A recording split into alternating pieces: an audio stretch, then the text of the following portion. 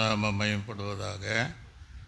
கர்த்தர் உங்களை அவரும் ஆசீர்வதிப்பாராக. நம்ம வருடத்திற்கு ஒரு முறை இந்த சிலுவையிலே சொல்லப்பட்ட 7 வார்த்தைகளில் கொஞ்சம் கொஞ்சமாக பேசாமல் ஒரே வார்த்தைகளை குறித்து நம்ம பேசுவது நம்முடைய வழக்கம்.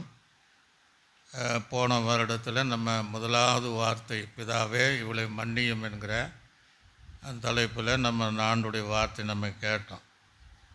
இன்றைக்கு என்னோடு கூட நீ பரதேசில் இருப்பாய் என்கிற 2வது வார்த்தையை நம்ம தியானித்து அதில் இருக்கிற சில சத்தியங்களை நாம் அறிந்து கொள்ளப் போகிறோம்.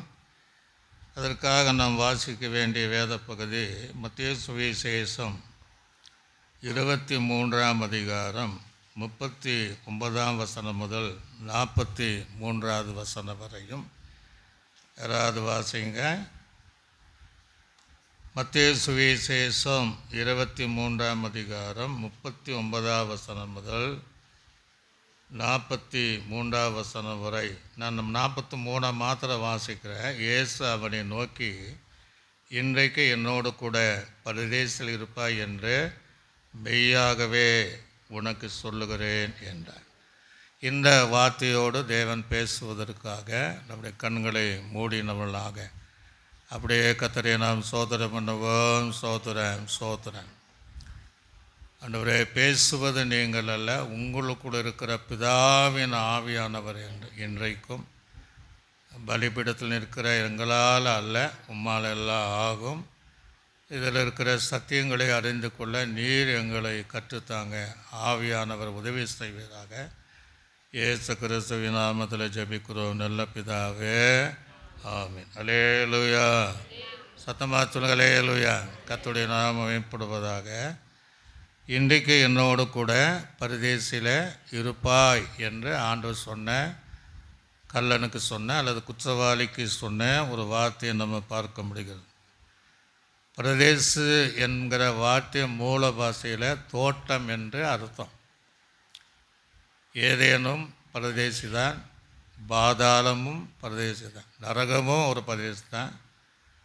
1000 வருட அரசாட்சியானாலும் சபையானாலும் பரலோகராட்சியமானாலும் இப்பொழுது மரித்தவர்கள் அந்த பரதேசில் கொண்டு போகிற அந்த இடமானாலும் எல்லாமே அந்த பரதேசி என்பதை அறிந்து கொள்ள வேண்டும். ஆனால் வேதாகமத்தில் இந்த வார்த்தையோடு ஒரு 3 இடங்களிலே இந்த வார்த்தையை நம்ம பார்க்க முடிகிறது. அதை தியானித்த பின்பு இந்த வசனத்துக்குள்ளாக நாம் வருவோம். அப்போஸ்தலனாகி இது சிலுவையில் இருக்கும்போது ஆண்டவர் பேசின ஒரு வார்த்தை.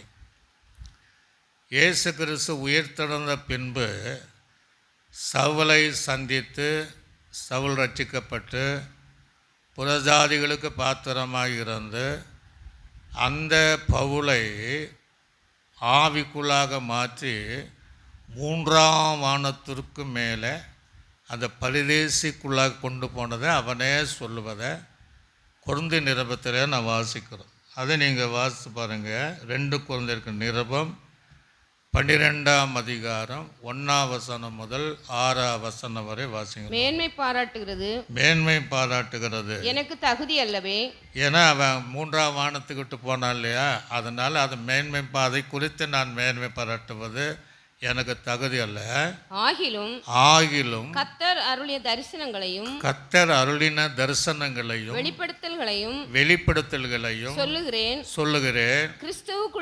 கிறிஸ்துவுக்குள்ளான ஒரு மனுஷனை அறிவேன். தன்னை குறித்து சொல்றான். ஒரு மனுஷனை நான் அறிவேன். அவன் 14 வருஷத்திற்கு முன்பே 3ஆம் வானம் வரைக்கும் எடுக்கப்பட்டான். அவன் சரீரத்தில் இருந்தானோ சரீரத்துக்கு புறம்பே இருந்தானோ அதை நான் அறியேன். தேவன் அதை அறிவார். அந்த மனுஷன் பரதீசுக்குள் எடுக்கப்பட்டு மனுஷர் பேசப்படாத நல்ல கவனிங்க. அந்த இடம் எப்படிப்பட்டிருக்கா? மனுஷன் பேசப்படாத பேசப்படாததும் வாக்கு வாக்குக்கு எட்டாததுமான வார்த்தைகளை கேட்டான் என்று அறிந்திருக்கிறேன். அவன் சரீரத்தில் இருந்தானோ சரீரத்துக்கு புறம்பா இருந்தானோ அதை நான் அறியேன். தேவன் அறிவார். முதலே சொன்னலே அல்லேலூயா. ஆக அப்போஸ்தலனுடைய பவுலுக்கு இந்த பாக்கியத்தை கர்த்தர் கொடுத்திருக்கிறார். சிலுவை கல்லனுக்கு சொன்னார், இன்றைக்கு என்னோடு கூட எப்படி இருக்கிற, நீ பரதேசில் இருப்பாய். ஆனால் அப்போஸ்தலனாய் பவுல் இந்த உலகத்தில் இருக்கும்போது தன்னுடைய ஆவியில் 3ஆம் வானத்திற்கு மேலே பரதேசிக்குள்ளாக அவனை எடுத்துக்கொள்ளப்பட்டு ஒரு மனுஷனும் பேசக்கூடாத அந்த வார்த்தைகளை பேசுவதை கேட்டு நான் சரீரத்தில் இருந்தேனோ அது புறம்பே இருந்தானே எனக்கு தெரியல. 14 வருஷத்திற்கு முன்பாக எனக்கு இப்படிப்பட்ட வெளிப்பாடுகளை தேவன் தந்தார் என்று அப்போஸ்தலனாய் பவுல் இங்கே சொல்வதை பார்க்க முடியும். அலே சொல்லலேலுயா. அப்போ புதிய ஏற்பாட்டு காலத்தினுடைய விசுவாசிகளுக்கு ஒரு பாக்கியம் அப்படின்னா 3ஆம் வானம் வரையும் நம்ம போகலாம். ஒரு அலே சொல்லலேலுயா. ஏன்னா அப்போஸ்தலனாய் பவுல் அது சொல்கிறேன், 3ஆம் வானம் வரை நான் என்ன செஞ்சுருக்கிறேன், போயிருக்கேன். அப்படின்னா புதிய ஏற்பாட்டு கால ரட்சிக்கப்பட்ட தேவ பிள்ளைகளுக்கு அந்த பாக்கியத்தை தேவன் தருகிறார்.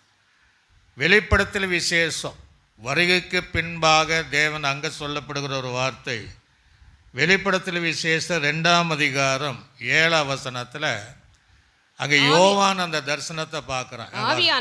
ஆவியானவர் சபைக்கு சொல்லுகிறதை காதுள்ளவன் கேட்க கடவன். ஜெயம் கொள்ளுகிறவன் எவனோ அவனுக்கு தேவனுடைய பரதீசில் மத்தியில் இருக்கிற ஜீவ விருட்சத்தின் கனியை புசிக்க கொடுப்பேன் என்று அவர் சொல்லுவதை பார்.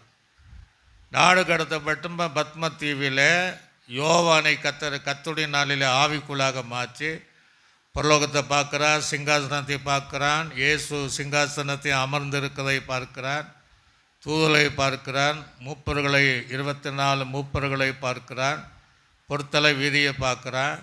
அதே சமயத்தில் ஜெயங்கொள்ளுகிற தேவ பிள்ளைகளுக்கு பரதேசில மத்தியிருக்கிற ஜீவ விருட்சத்தின் கனியை புசிக்கும்படியாக தேவன் வைத்திருக்கிறார் என்பதை அந்த யோவானுக்கு கிடைக்கப்பட்ட வெளிப்பாடு அந்த பாக்கியத்தை நமக்கு கற்றுத்தருவதை பார்க்க முடிகிறது. ஒரு அலை சொல்லலே அல்லையா.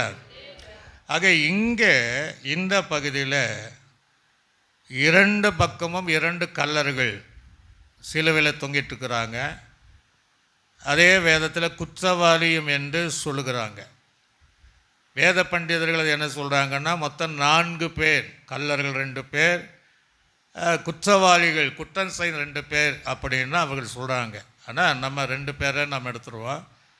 2 பேர் கல்லர்கள் நடுவில் இயேசு நடுவில் ஒரு கல்லனை போல சிலுவையில் தொங்கப்பட்டார். அலே சொல்லலே அல்லேலூயா. இயேசு எந்த இடத்துல இருந்தான்னு பார்த்தீங்கன்னா நடுவில் தான் அவர் இருப்பார். எங்கே 2-3 பேர் நாமத்தினால் கூடுகிறார்களோ நடுவில் என்ன செய்வேன், மத்தியில் இருப்பேங்கிறார். உயிர்த்தெழுந்த இயேசு கிறிஸ்து பூட்டின அந்த அறை வீட்டுக்குள்ளாக அவள் நடுவில் பயப்படாதீங்கள், உங்களுக்கு சமாதானம் என்று சொன்னார். அல்லே சொன்னே அல்லேலூயா.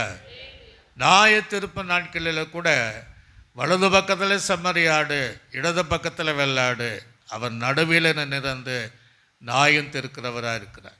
இன்றைக்கு பிதாவுக்கும் மனுஷனுக்கும் மத்தியில் நடுவில் இருந்து நமக்காக பரிந்து பேசி கொண்டிருக்கிறது. நீங்கள் அறியாதிருக்கிற ஒருவர் உங்கள் நடுவிலே இருக்கிறார். அல்லே சொல்லுங்களே அல்லேலூயா. இந்த 2 பக்கத்தில் 2 கல்லர்கள்.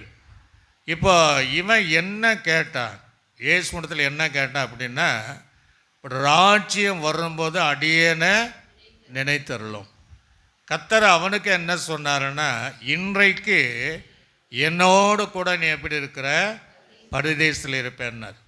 இதை கிட்டத்தட்ட நம்ம கொஞ்சம் தியானித்து வந்தால் தான் அந்த காரியம் புரியும்.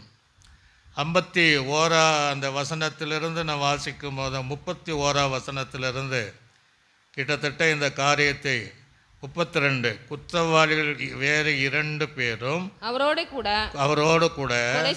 கொலை செய்யப்படுவதற்கு கொண்டு போகப்பட்டார்கள். கபாலஸ்தலம் என்று சொல்லப்பட்ட இடத்திலே அவர்கள் சேர்ந்த போது அங்கே அவரையும் அவருடைய வலதுபுறத்தில் ஒரு குற்றவாளியும் அவருடைய இடதுபுறத்தில் ஒரு குற்றவாளியும் சிலுவையிலே அறைந்தார்கள்.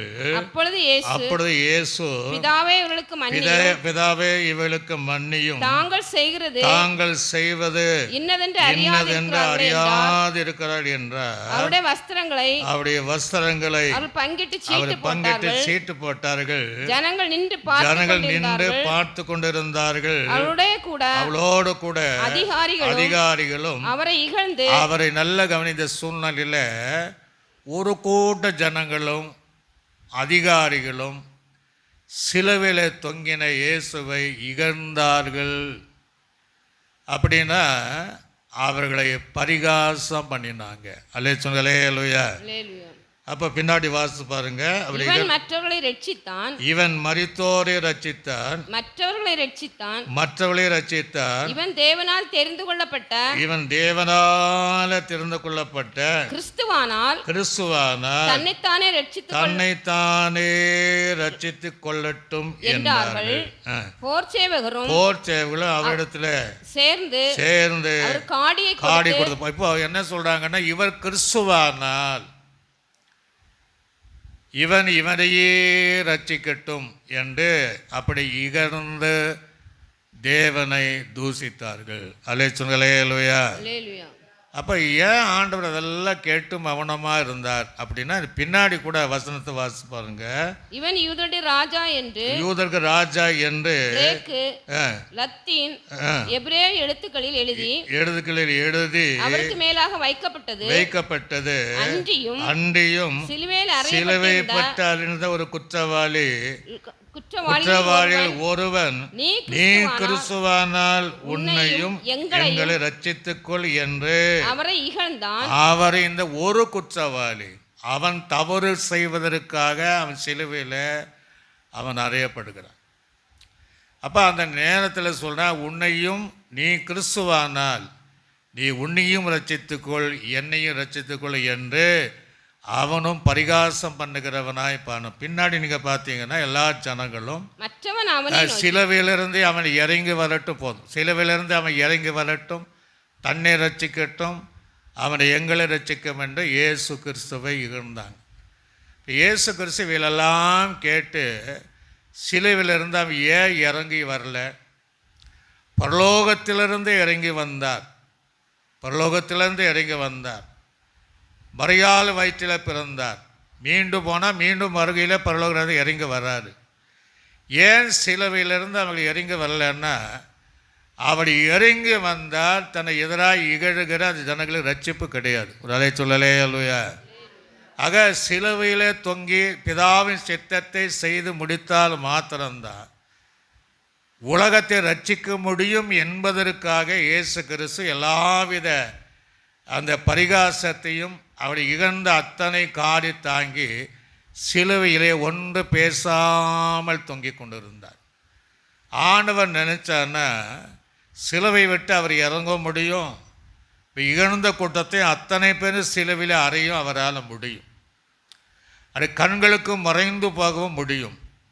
ஆனால் அந்த நோக்கம், அந்த திட்டத்தை அவர் அறிந்தவராய் உலக ரட்சிக்கப்படணும், இந்த இகணுகிற இவனையும் ரட்சிக்கப்படணும், என்னை சிலுவையில் அறியப்பட்டவர்கள் ரட்சிக்கப்படணும் என்பதற்காக அந்த சிலுவையில் அவர் மௌனமாக அமைதியாக எல்லாவற்றையும் சகித்து தொங்கிக் கொண்டு, அந்த நேரத்தில் தான் ஒரு குற்றவாளி அவனும் கேட்கிறான். வாசி பாருங்க அந்த வசனத்தை.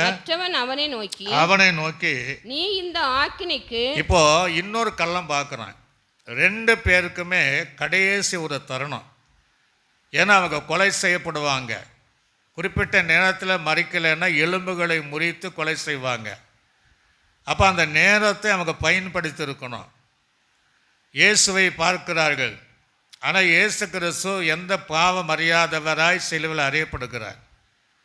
ஒரு கள்ளன் இகழுகிறான். ஆனால் இன்னொரு கல்லனும் அந்த நேரத்தை பயன்படுத்திக்கிறான், கிடைத்த அந்த சந்தர்ப்பத்தை பயன்படுத்துகிறான். அவன் என்ன சொல்றா அப்படின்னா, வாசித்து பாருங்க அந்த வசனத்தை. நீ இந்த ஆக்கினிக்குட்பட்டிருந்தோம், தேவனுக்கு நீ பயப்படுவது இல்லையான்னு ஒரு கேள்வி கேட்கறான்.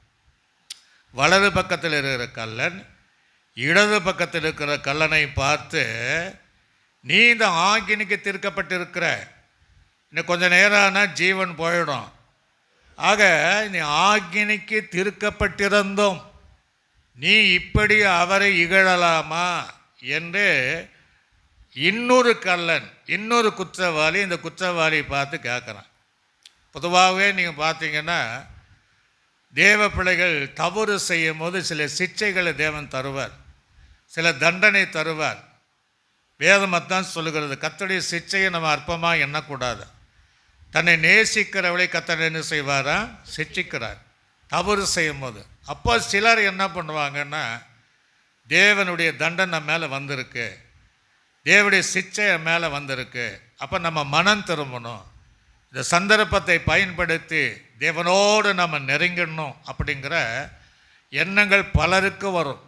ஆனால் ஒரு சிலருக்கு இது தேவனுடைய சிக்ஷை என்பதை அறிந்தும் தேவனுடைய தண்டனை என்பதை அறிந்து உணராமல் அந்த இருதயம் கடினப்பட்டு இந்த குற்றவாளியை போல அந்த சந்தர்ப்பத்தை பயன்படுத்தாத அநேகரும் இன்றைக்கு ஜீவித்து கொண்டு இருக்கிறார். ஒரு அலையத்துலையா மனம் திரும்பணும், நம்ம சிட்சிக்கிறாரு, இது தேவனுடைய தண்டனை, ஆகவே இதிலிருந்து நம்ம வெளியே வரணும்னா நாம் மனம் திரும்பணும், தேவனுக்குள்ளாக நிறங்கணும் என்கிற அந்த மனம் இல்லாமல் ஒரு சிலர் இந்த குற்றவாளியை போல தேவனை வைத்து கொண்டு தேவனை பரிகாசம் பண்ணி கொண்டு இருக்கிற கூட்டங்கள் இல்லாமல் கிடையாது. ஆனால் அவன் சொல்றான் பாருங்க, மீண்டும் வாசிப்போ. மற்றவன் அவனை நோக்கி நீ இந்த ஆக்கினைக்கு உட்பட்டவனாயிருந்தும் தேவனுக்கு பயப்படுறது இல்லையா? தேவனுக்கு நீ பயப்படுறது. அந்த நேரத்தில் கூட அவனுக்கு ஒரு பயம் கிடையாது.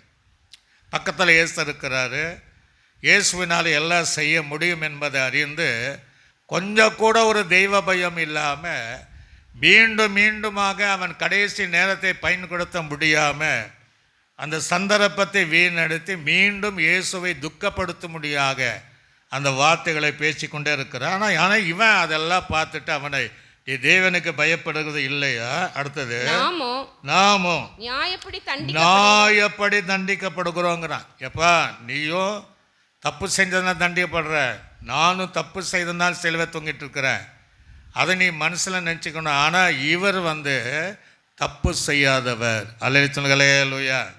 அப்போ இந்த கல்லனுடைய எண்ணங்கள் எப்படி இருக்குன்னா, ஒருவேளை ஒரு காலத்தில் இயேசுவை நான் கேள்விப்பட்டிருப்பேன், இயேசுவை பார்க்க ஆசைப்பட்டிருப்பான், இயேசுவோடு பேசணும்னு அவன் விரும்பியிருப்பான், இயேசுவை சத்தத்தை கேட்க வேண்டும் என்று விரும்பியிருப்பான், அல்லது இயேசுடைய எப்படிப்பட்டவரோ என்ற முகத்தை பார்க்க விரும்பியிருப்பான். சகையை கூட ஒரு சந்தர்ப்பத்தை பயன்படுத்தி கொண்டான். அவனுக்கு கிடைத்த சந்தர்ப்பத்தை இயேசு எப்படிப்பட்டவரோ என்று அறிய முடியுமாக எத்தனையோ தடை வந்தாலும் காட்டு அத்தி மரத்தின் மேலே ஏறி இயேசுவை காணும்படி இயேசுவை தன் வீட்டுக்கே அழைத்து சென்றவன். ஒரு அலையலுயா. அப்போ இயேசுவை பார்க்கிற அந்த சந்தர்ப்பத்தை அவன் பயன்படுத்தி கொண்டான்.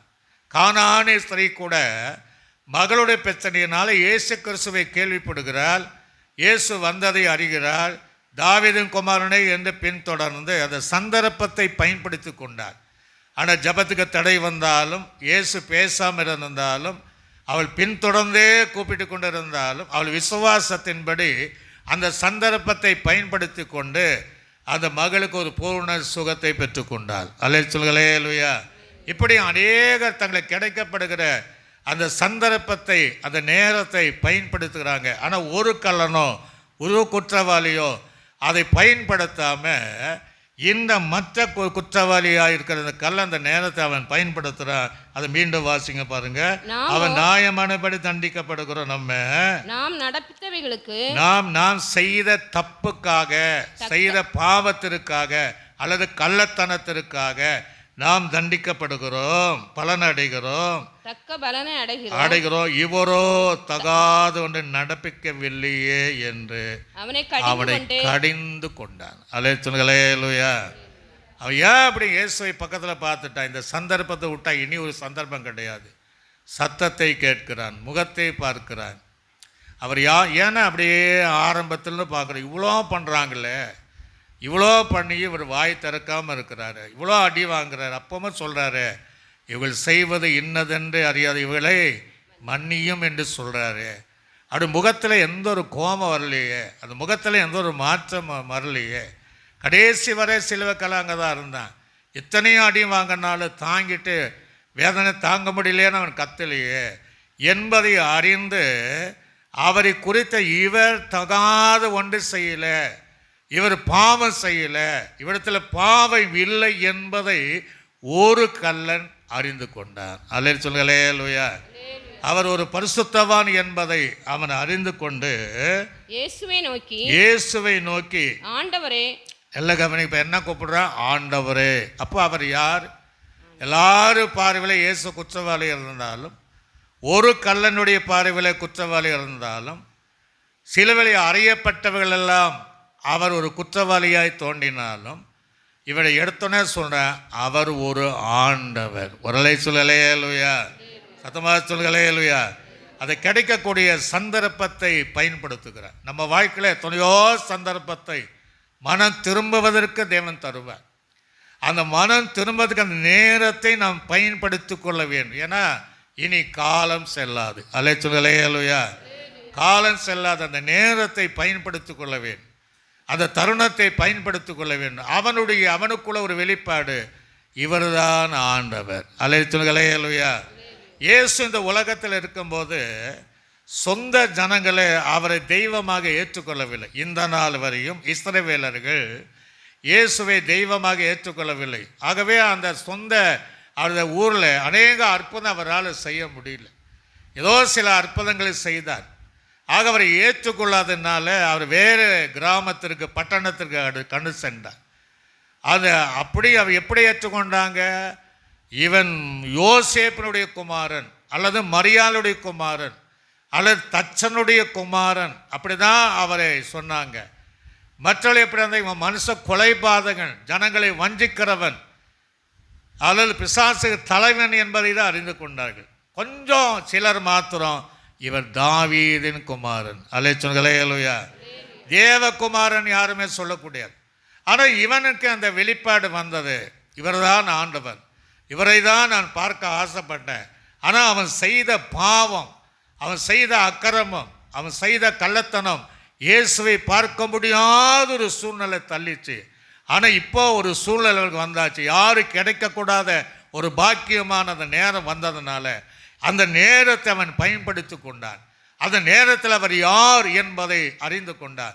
கேள்விப்பட்டவர், நான் விரும்பினவர், முகத்தை பார்க்க வேண்டும் என்று ஆசைப்பட்டவர், அவரோடு பேசணும்னு நான் விரும்பினேன், அவருடைய சத்தத்தை கேட்க வேண்டும் விரும்பின நான் இந்த அருகாமையில் வந்திருக்கிறேன். அவரை எப்படியாகிலும் அவரிடத்தில் நான் பேச வேண்டும் என்று அவரோடு அவரை குறித்து முதல் எடுத்த உடனே ஆண்டவரே என்று அவரை அழைக்கிறார். அல்லேலூயா. அடுத்தது வாசிக்க சீக்கிரமாய். ஆண்டவரே, ஆண்டவரே, நீர் உம்முடைய ராஜ்யத்தில், இப்ப நல்ல நீர் உம்முடைய ராஜ்யத்தை குறித்து தெரிஞ்சிருக்கிறார்.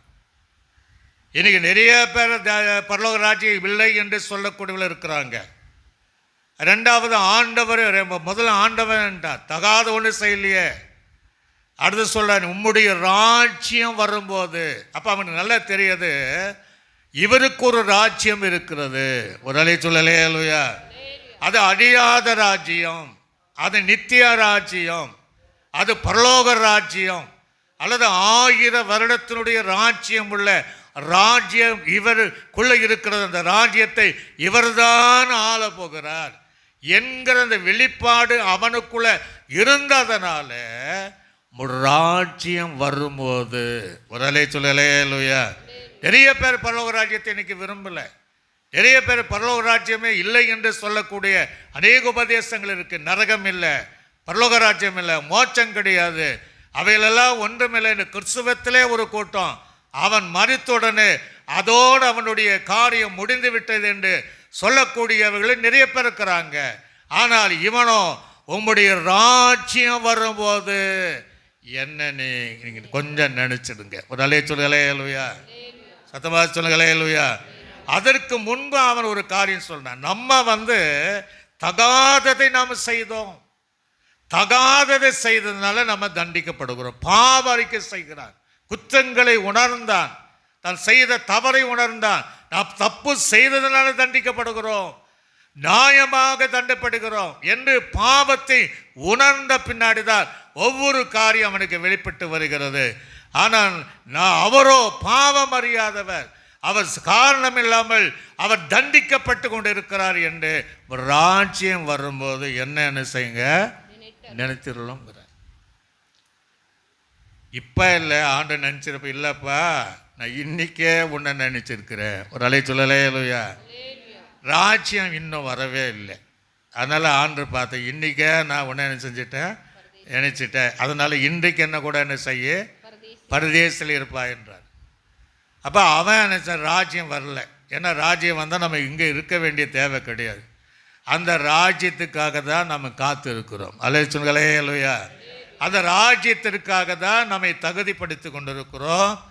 ஒரு மனவாட்டி அந்தஸ்தை நாம் பெற்று கொண்டிருக்கிறோம். அந்த மனவாட்டிக்கு ஏற்றபடி ஜீவிதத்தை நடந்து வருகிறோம். ஏன்னா ஒரு ஜெபம் இருக்குது, பரலமண்டலம் இருக்கிற எங்கள் பிதாவே உடைய நாமம் பரிசுத்தப்படுவதாக, ஒரு ராஜ்யம் வருவதாக. இன்னும் ராஜ்யம் வரல.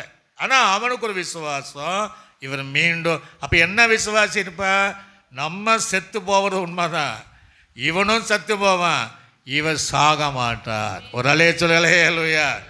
இவர் மரிப்பார். அவனுக்கு ஒரு விசுவாசம், இவர் உயிர்த்தெழுவார், ஒரு விசேஷ வாசஸ்தலத்தை கட்டிட்டு மீண்டும் வருவார், அடுத்து செல்ல வருவார், அந்த ராஜ்யத்தில் சேர்த்து கொள்ள வருவார் அப்படின்ட்டு சொல்றார்.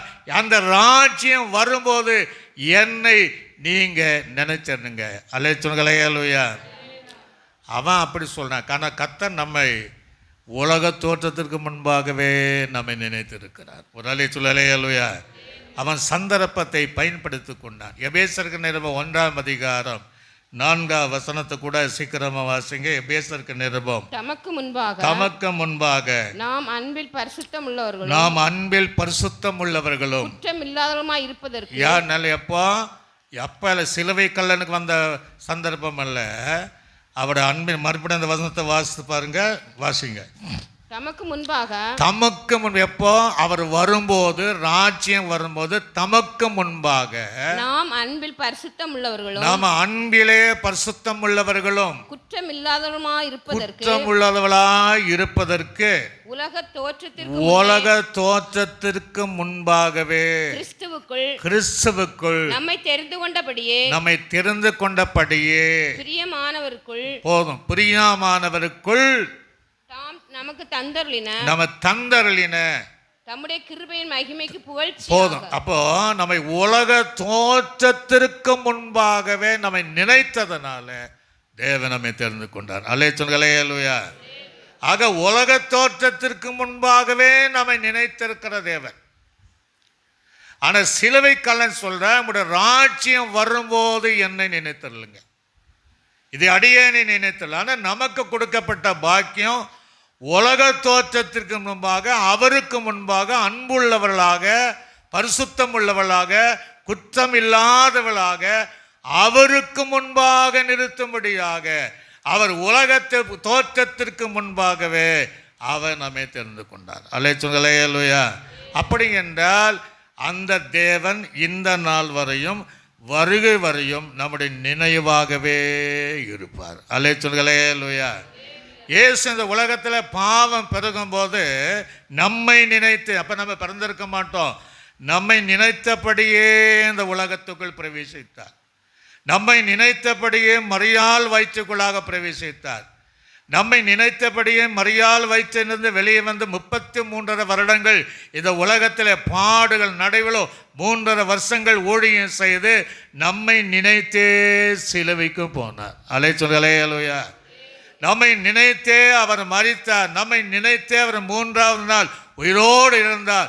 இப்பொழுது நம்முடைய நினைவாக இருக்கிறார். அந்த இயேசு சீக்கிரமாய் வரப்போகிறார். அல்லேலூயா அல்லேலூயா. கல்லனான் தான் கேட்குறான், நீங்கள் ராஜ்யம் வரும்போது என்ன கொஞ்சம் நினைச்சிடுங்க அப்படிங்கிற. அப்போ இயேசு என்ன சொன்னார்? அடுத்த வசனத்தை வாசிங்க.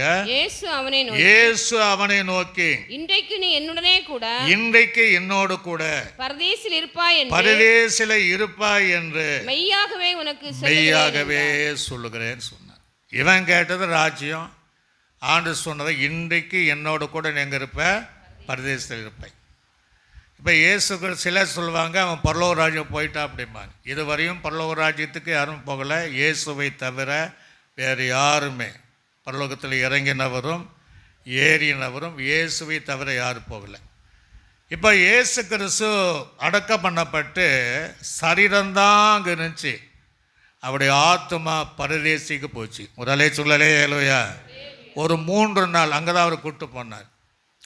அதற்கு முன்பு பாருங்க, இயேசு மரியாதை பார்க்கும்போது ஒரு வார்த்தை சொல்வார், அதை நீங்கள் வாசம் ரொம்ப நல்லா இருக்கும்.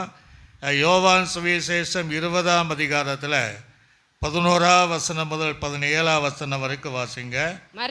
மரியாள் கல்லறையின் அருகே வெளியே நின்று, கல்லறை அருகே வெளியே நின்று அழுது கொண்டிருந்தால் அப்படி அழுது கொண்டிருக்கையில் அவள் குனிந்து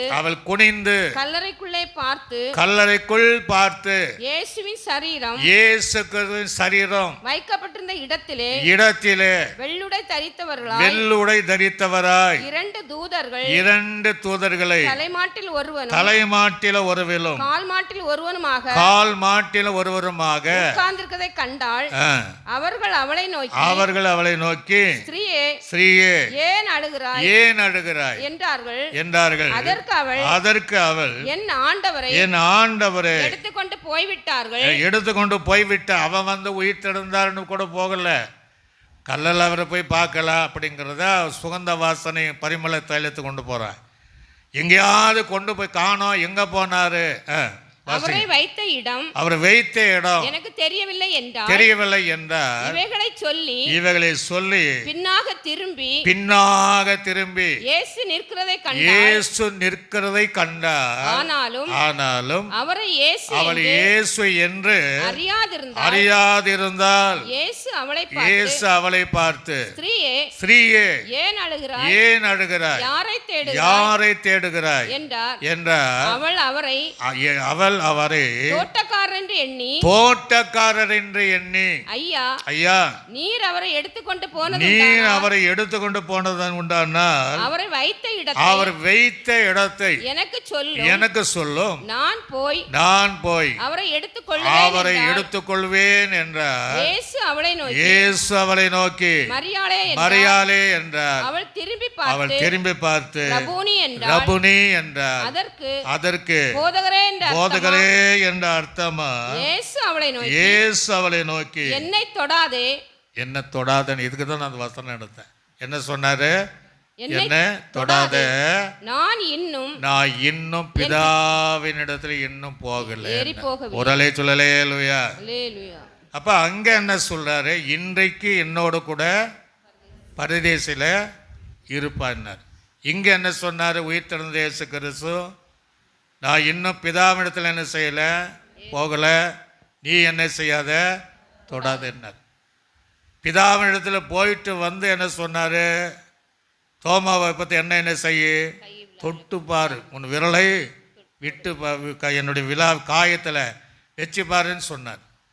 அப்போ இவர் பரலோக ராஜ்யம் போகலை, பரதேசி என்கிற ஒரு இடத்துக்கு போனார்.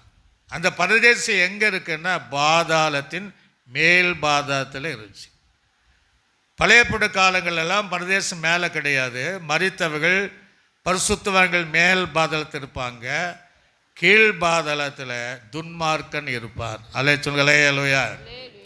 இந்த பாதாளம் எப்படின்னா பார்க்கக்கூடிய தூரம்தான், பார்க்கலாம். மேலே இருக்கிறவனும் கீழே பார்க்கலாம், கீழே இருக்கிறவனும் மேலே பார்க்கலாம். ஒருத்தருக்கு ஒருத்தராக பேசலாம், ஒருவருடைய ஒரு முகத்தை பார்க்கக்கூடிய தூரம்தான். இயேசு கிறிஸ்து உயிர்த்தெழுகிற வரையும் அந்த பாதாளங்கள் பூமியிலே இருந்தது. அல்லேலூயா. இதை நீங்கள் புதிய காலத்தில் பார்த்தீங்கன்னா லாசருடைய ஐஸ்வர்ய அந்த சரித்திரத்தில் வாசிக்க முடிகிறது. கீழே இருக்கிற ஆபிரகாமின் மடியில் யார் இருக்கிறா? லாசரு இருக்கிறான். கீழே யார் இருக்கிறா? ஐஸ்வர்யன் இருக்கிறான். அவன் இந்த உலகத்தில் இருக்கும்போது அவன் உல்லாசமான வாழ்க்கை வாழ்ந்தான். ஆனால் லாசரோ அந்த துணிக்கின் அப்பத்திற்காக மேஜின் அறைகளை விழுந்து கிடந்தான். நாய்கள் அவனுடைய பருக்களை நக்கின சூழ்நிலையில் அவன் இருந்தான். 2 பேருமே மரித்து போனாங்க. ஒருவன் ஆபிரகாமின் மடியாகிய அந்த மேல் பாதாளத்தில் ஆபிரகாமின் மடியில் இந்த லாசரு இருந்தான். அல்லேலூயா. இப்போ இங்கே சுகபாகமாக வாழ்ந்த அந்த ஐஸ்வர்யவான் கீழ் பாதத்தில் இருக்கிறான். இடையில நீண்ட ஒரு பிளவு இருக்கிறது. இப்போ இவன் கேட்குறான், பார்க்க தூரம் பேசக்கூடிய தூரம் தான் இவன் கேட்குறான். ஆபிரகாமை பார்த்து கேட்குறான். ஆபிரகாம் மடியில் இருக்கிற அந்த லாசருடைய விரலை தண்ணீரிலே நனைத்து, நான் தாகமாக இருக்கிறேன், நான் ரொம்ப வேதனையாக இருக்கிறேன், எனக்கு கொஞ்சம் தண்ணி அதிலிருந்து ஊற்றப்பட வேண்டும் என்று கேட்கிறார். அல்லேலூயா. அப்போ இவன் பேசுறது அங்கே கேட்குது, அவங்க பேசுறது இவனு கேட்குது. அப்போ எல்லாமே நடக்கக்கூடிய தூரம்தான், பார்க்கக்கூடிய தூரம்தான். அப்போ அவன் என்ன சொல்கிறான்? இல்லை, அதெல்லாம் முடியாது, அதெல்லாம் நாங்கள் ஒன்றும் பண்ண முடியாது, உங்களுக்கு எனக்கு நீண்ட பிளவு இருக்கிறது அப்படின்னு சொல்கிறான். அப்போ அப்படின்னு சொல்லும்போது என்னுடைய சகோதரர் 5 பேர் இருக்கிறாங்க, அவங்க நாங்கள் வேதனைப்படுகிற இடத்துல அவங்க வராதபடி இந்த லாசருவை அங்கே அனுப்புங்க, அப்போ அவங்க மனம் திரும்பி வருவார்கள் என்று அவன் பேசுகிறத கேட்குறான். அப்போ அவங்க சொல்கிறாங்க, இல்லை அப்படி இல்லை, அங்கே மோசையும் தீர்க்கதரிசியும் இருப்பார்கள். அல்லேலூயா. பார்க்கக்கூடிய தூரம்தான். அப்போ இயேசு எங்கே போனார்? நோவாவின் காலங்களிலே கீழ்ப்படியாதவர்களுடைய ஆத்துமாக்கள் தங்கியிருக்கிற கீழ்பாதாளத்திலும், அங்கே மேல் பாதாளத்திற்கு தங்கியிருக்கிற பரிசுத்தமான இருக்கக்கூடிய அந்த பாதாளத்திற்காக அந்த 3 நாள் இயேசு கடந்து போனார். அல்லேலூயா. அப்போ அந்த கல்லணை என்ன செஞ்சிருக்கிறாரு? இன்றைக்கு என்னோடு கூட நீ பரதேசில் இருப்பாய் என்று அவனை கூப்பிட்டு போனார். ஏன் ஆண்டவர் அந்த பாதாளத்துக்கு 3 நாள் போனாருன்னா, அன்றைக்கு மரித்தவர்கள் யாவருக்காக பலி செலுத்தப்படலை, அதுக்கு பின்பு பலி செலுத்தப்பட்டது. அந்த பலியினாலும் பாவங்கள் மன்னிக்கப்படலை. அன்றைக்கு பரிசுத்தவான்களாக இருந்தாலும் அவங்கள் பாவங்கள் மறைக்கப்படலை, அவங்கள் பாவங்கள் மறக்கப்படலை, அவங்கள் பாவங்கள் மன்னிக்கப்படலை, அவங்கள் பாவங்கள் கடவப்படலை, அந்த பாவத்திற்கு எந்த ரத்தம் சிந்தப்படலை.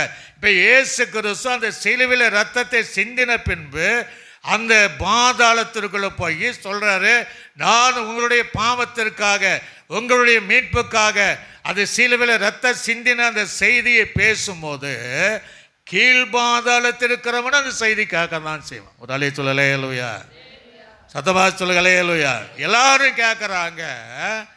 ஆனால் தேவன் அந்த கீழ்ப்படுகிற பரிசுத்தவான்களை சிறைப்படுத்தி வைத்திருந்த அந்த சிறையாக்கின அந்த ஆத்துமாக்களோடு இந்த கல்லணையோ சேர்த்து அந்த மேல் பாதாளத்தில் இருக்கக்கூடிய அந்த பரதேசு என்கிற இடத்துல தான் இப்போ வானத்திற்கு மேலாக வைத்து விட்டார். அல்லேலூயா.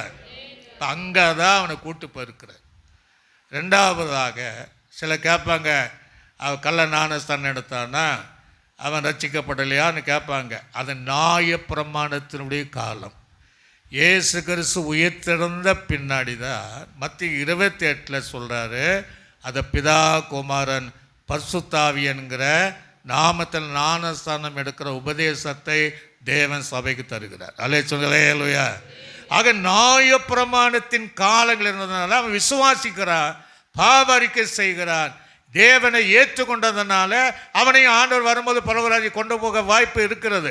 ஆக இன்றைக்கு அவன் பரலோகராஜ்ய கிடையாது, இன்றைக்கு என்னோடு கூட பரதேசிலே காணப்படுவா என்கிற வாக்கின்படி அதை பவுல் சொன்னாலே அந்த 3வது வானமாகிய அந்த பரதேசுக்குள்ளாக இவனை கர்த்தர் சேர்த்து வைத்திருக்கிறார். அல்லேலூயா. அதற்கு பின்பு மரித்த பரிசுத்தவான்கள் எல்லாம் அந்த மேல் பாதாளத்தில் போக மாட்டாங்க. அந்த நேரடியாக அந்த பரதேசுக்குள்ளாக அந்த ஆத்துமா இளைப்பாறும்படியாக அங்கே செல்கிற இடம்தான் அந்த பரதேசு. அந்த பரதேசத்துக்குள்ளாக கர்த்தர் இவனை அழைத்து சென்றிருக்கிறார். சொல்லுங்களேயா. ஆகவே பரதேசம் என்பது பரலோக ராஜ்யம் அல்ல, ஆண்டவராய் இயேசு கிறிஸ்து பரிசுத்தமுள்ள ஆத்துமாக்கள் தங்கக்கூடிய இடம்தான் அந்த பரதேசு என்பதை அறிந்து கொள்ளுங்கள். ஆக உயிர்த்தெழுந்த இயேசு அதுக்கு பின்னாடி தான் மீண்டும் அவர் பரமேறி பரலோகத்துக்கு சென்று விட்டார். சொல்லுங்களேயா. ஆக அவன் சந்தர்ப்பத்தை பயன்படுத்தி கொண்டான். ஆக நம்ம வாழ்க்கையில் கடைசி சில பெற்றோர்கள் சொல்லுவாங்க, உனக்கு கடைசி சந்தர்ப்பம் அப்படிம்பாங்க. அப்பவும் பிள்ளைகள் மனம் திரும்ப மாட்டாங்க. சில மனம் திரும்பாமல் கெட்டு போக வரும்போது எத்தனையோ சந்தர்ப்பம் உனக்கு கிடைச்ச, நீ அதெல்லாம் அதை இழந்துட்டியான்னு கேட்பாங்க. ஆக நமக்கு கிடைக்கக்கூடிய இந்த சந்தர்ப்பத்தை பயன்படுத்தி இயேசு கல்லனுக்கு சொன்னதை போல இன்றைக்கு என்னோடு கூட பரதேசத்தில் இருப்பாய் என்ற ஒரு மறுவாழ்வு, பாதுகாப்பான வாழ்வை தந்த தேவன் இன்றைக்கு நம்மோடு கூட ஜீவிக்கிற தேவன் நமக்கு பரதேசம் அல்ல, பரலோக ராஜ்யமே தருவதாக தேவன் வாக்களித்திருக்கிறார். சொல்லுங்களேயா. அந்த இயேசு சீக்கிரமாக வருகிறார் என்பதை நாம் அறிந்து கொள்ள வேண்டும். ஆக அந்த இயேசுவுக்காக அனுதினமும் தேவ சமூகத்தில் நாம் காத்திருப்பது மிக மிக மிகமான அவசியமாக இருக்குது. ஆகவே இந்த கல்லன் தன்னுடைய சமயத்தை, அந்த நேரத்தை அவன் பயன்படுத்தி கொண்டதைப் போல நாமும் பயன்படுத்தி ஆண்டவருடைய ராஜ்யத்திற்குள்ளாக பிரவேசிப்பதற்கு நம்மை ஆயத்தமாக்கி கொள்ள வேண்டும். அப்படியே கொஞ்சம் நேரம் நம்ம ஜெபத்தில் இருக்க போகிறோம். கண்களை மூடினவளாக ஆண்டவர் சமூகத்தில் அப்படியே நாம் ஒப்பு கொடுத்து அந்த கல்லன் அந்த நேரத்தை பயன்படுத்தி கொண்டதைப் போல எத்தனையோ சந்தர்ப்பத்தை தேவன் நமக்கு தந்திருக்கிறார் என்பதை அறிந்து சந்தர்ப்பத்தை பயன்படுத்தி, ஆண்டவரே அவர் நம் நியாயமானபடி நம்ம தண்டிக்கப்படுகிறோம், அவர் எந்த தவறு செய்யாதவர் தண்டிக்கப்படுகிறார் என்பதை அறிந்த அவன் அந்த நேரத்தை பிரயோஜனப்படுத்தி கொண்டான். நாமும் இந்த தருணத்தை பிரயோஜனப்படுத்திக் கொள்வதற்காக அப்படியே கொஞ்சம் நேரம் சோத்திர பண்ணிகிட்டே இருங்க. சோத்திர பண்ணுங்க. ரீபாலபாரபசாக வாலிப பிள்ளைகள் ஒரு வேளை பெற்றோர்களுக்கு அறியாதபடி சில பாவங்களில் விழுந்து போயிருந்தார். இதை கேட்டுக்கொண்டு இருக்கிற தேவ பிள்ளையே, எத்தனையோ சந்தர்ப்பத்தை ஆண்டவருக்கு தந்திருக்கிறார். அத்தனை சந்தர்ப்பத்தை நீ இழந்து நிற்கிறாய். இப்பொழுது ஒரு கடைசி சந்தர்ப்பத்தை கர்த்தர் நமக்கு தர விரும்புகிறார். நீ செய்த குற்றத்தை உணர்ந்து நீ எதற்காக நீ தண்டிக்கப்படுகிறாய், எதற்காக மேலே ஆக்கினி தீர்ப்பு வருகிறது என்பதை உணர்ந்து இந்த கல்லன் குறிப்பிட்ட அந்த நேரத்தை பயன்படுத்தி கொண்டதைப் போல ஒவ்வொரு நிமிஷமும் நம்ம வீணாக்காதபடிக்கு, ஆண்டவரே என்ன கொஞ்சம் நீங்கள் நினச்சிருங்க, என் பாவங்களெல்லாம் மன்னியும் என்று சொல்லும்போது அந்த கல்லனுக்கு மறுவாழ்வை கொடுத்து அவரோடு கூட பரதேசில் வைத்தவர் உன்னை ரட்சித்து மனம் திரும்பி பரலோக ராஜ்யத்தில் கூட வைக்க தேவன் சித்தம் கொண்டிருப்பதினாலே அதை உணர்த்துகிற காரியத்தை அர்ப்பணித்து எல்லாம் அப்படியே நீங்கள் சோத்திர பண்ணி ரீபாலாபாரபா நன்றி செலுத்துகிறோம், நன்றி செலுத்துகிறோம், நன்றி செலுத்துகிறோம், நன்றி செலுத்துகிறோம்.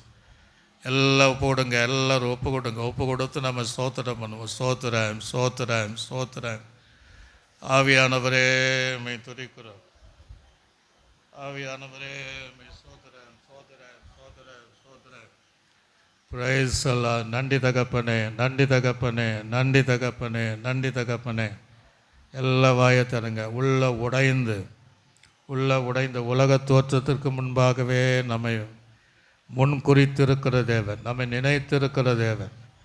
நான் உன்னை நினைத்திருக்கிறேன், இன்று முதல் நான் உன்னை ஆசீர்வதிப்பேன் என்று திருவலம் பற்றினவர் இன்றைக்கு நம் நடுவில் இருப்பதற்காக ஒருவேளை பாவங்கள் உணர்த்தப்பட்டார், அதை அறிக்கை செய்து விட்டுவிட தேவன் இன்றைக்கு மன்னிக்க அவர் பெரியவராய் இருக்கிறார் என்பதை அறிந்து ஆண்டு சமூகத்தை நோக்கி ஒப்பு கொடுத்து எல்லாம் சோத்திரம் பண்ணுங்க.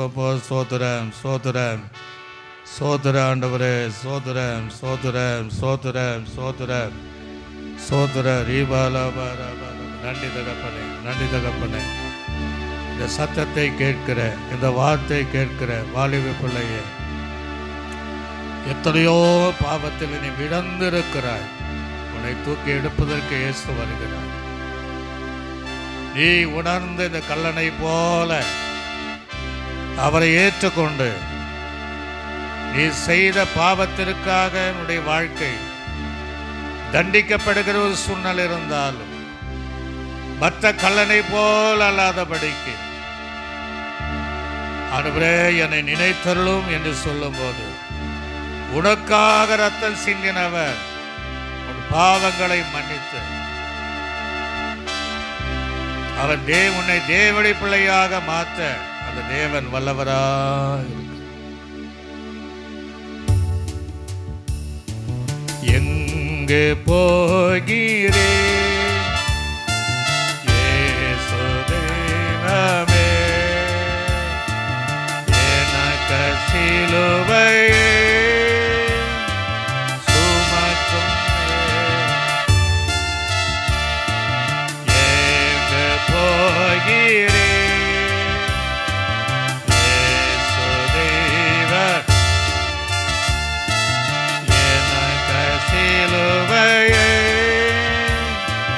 சுமக்கும் தெய்வமே. பார சிலுவையோ என் பாவ சிலுவையோ நீ சுமந்தது என் பாவ சிலுவை. ஓ உன் உள்ளம் உடைந்ததோ பாவ சேற்றின உள்ளம் உடைந்ததோ பாவ சேற்றின. எங்கே போகிறேன் இயேசு தெய்வமே, எனக்கு சிலுவையை சுமக்கும் தெய்வமே. உணர்ந்து பாடு. எங்கே போகிறேன்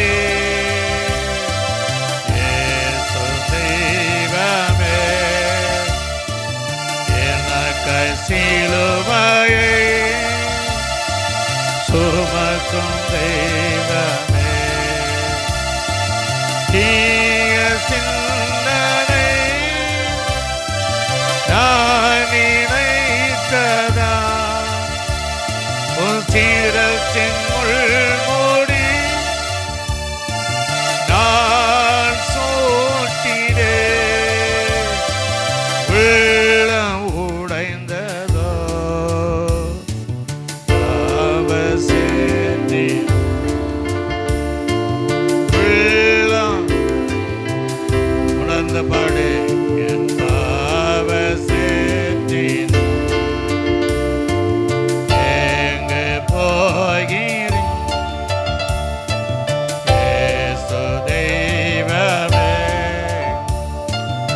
எனக்கு சிலுவையை சுமக்கும் தெய்வமே. பெருமை கோபத்தால் உன் கண்ண மறைந்தேனே, என் பொறாமை எரிச்சலா உன் விழாவில் குத்தினேனே. உன் உள்ளம் உடைந்ததோ பாவ சேற்றினா உன் உள்ளம் உடைந்ததோ என் பாவ தீனா. எங்கே போகிறேன் இயேசு தெய்வமே, எனக்கு சிலுவையை சுமக்கும் தெய்வமே. எங்கே போகிறேன் இயேசு தெய்வமே, எனக்கு சிலுவையை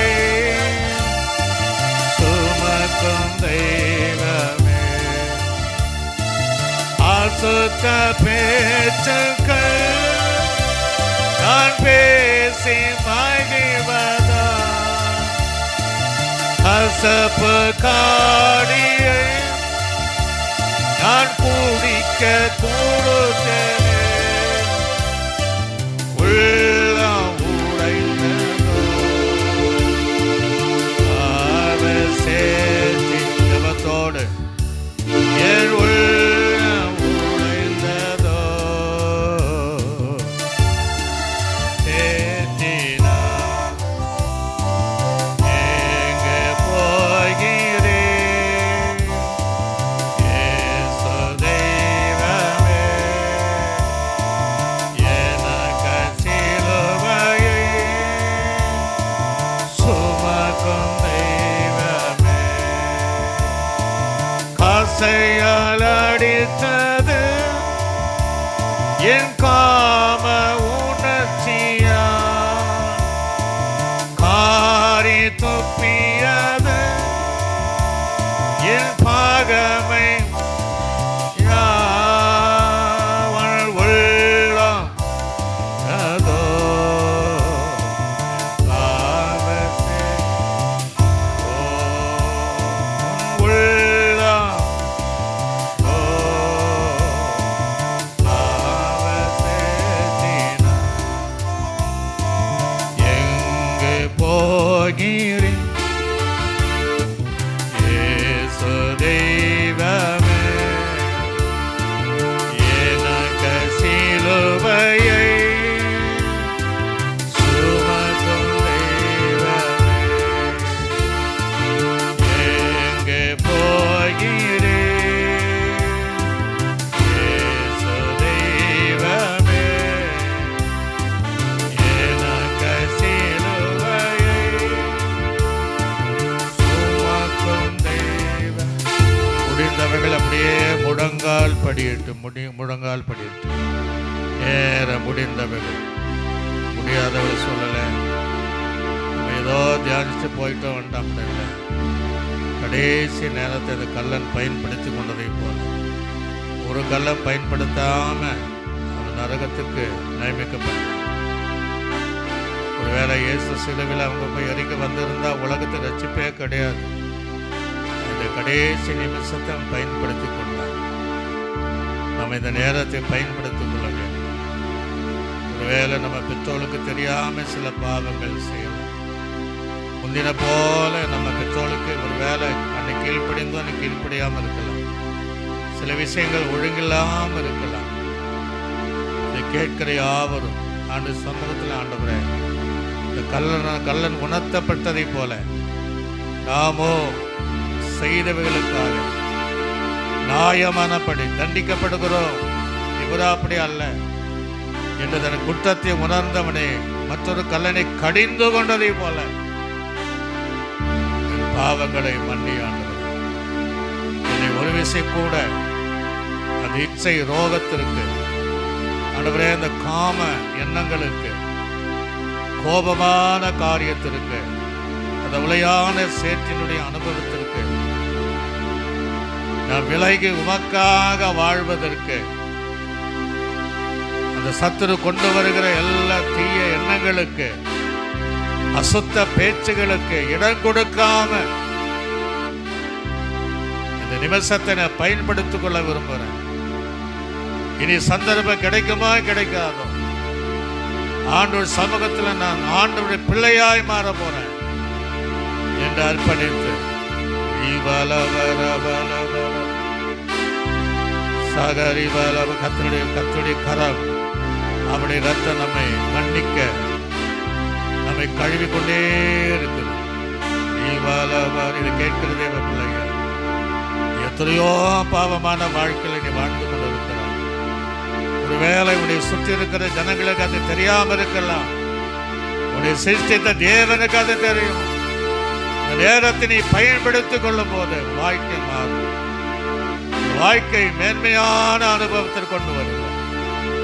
அப்படியே கையை உயர்த்தி ஒரே ஒரு அடி மாத்திரம், ஏங்கே போகிறேன் இயேசு தெய்வமே,